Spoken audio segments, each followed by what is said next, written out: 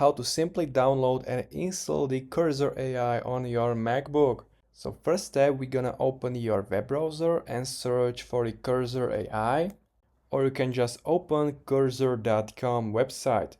So you can simply open it, or if you use Google search, you can click here on downloads and it will open you the Cursor AI downloads page. You can simply scroll down and find your preferred version, but by default it knows that you have the MacBook, so click on download for Mac OS.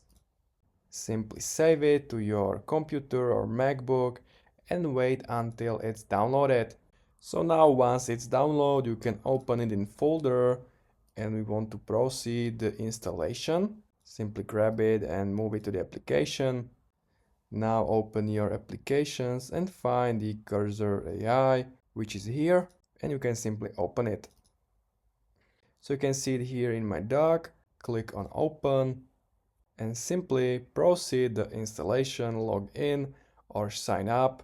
In your dock will also appear install command line developer tools. Simply click that and click on install and finish the process, and you can now log into your Cursor AI.